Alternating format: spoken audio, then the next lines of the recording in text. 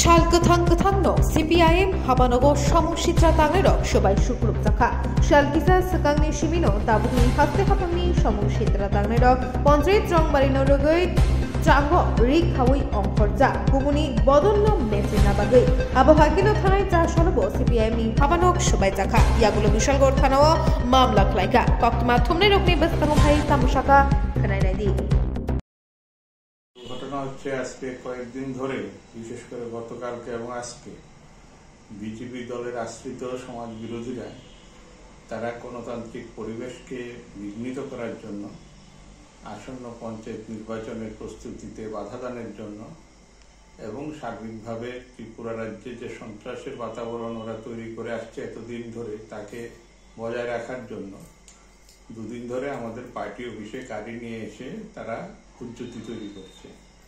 গতকালকে এসছে, আজকেও এসছে এবং আজকে এসে পার্টি অফিসের অভ্যন্তরে ঢুকে আমাদের কর্মীদেরকে প্রাণনাশের হুমকি এবং পার্টি অফিস ঘুরিয়ে দেওয়ার হুমকি দিয়েছে।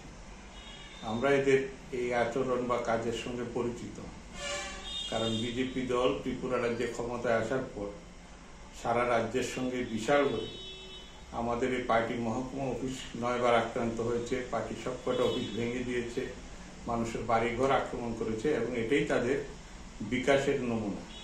তো সেই জায়গায় দাঁড়িয়ে আমরা আশ্চর্য হচ্ছি না এই সমস্ত কাজে, কারণ এটা তাদের চিরাচরিত যে ধারা, সেই ধারার অংশ হিসাবে তারা দলীয় অনুমোদন নিয়েই এগুলি করছে এবং বাইরে তারা বলছে যে ভালোবাসা দিয়ে মানুষের মন জয় করে আসছে, ভালোবাসার মাধ্যমে দরকার হলে অনেক বছর অপেক্ষা করবে, অনেক দিন অপেক্ষা করবে।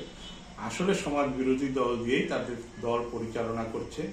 নেশা কারবারি, নেশাগ্রস্ত, সমাজ বিরোধী এদেরকেই দলের সম্পদ মনে করছে এবং তাদেরকে দেবতুল্য বলে আখ্যায়িত করে আরো উৎসাহিত করছে।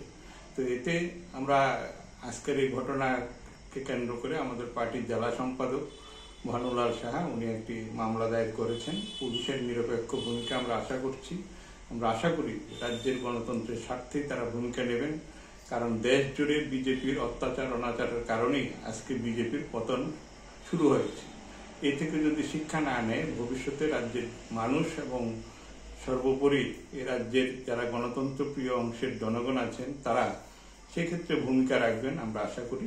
এটাই আমাদের বক্তব্য।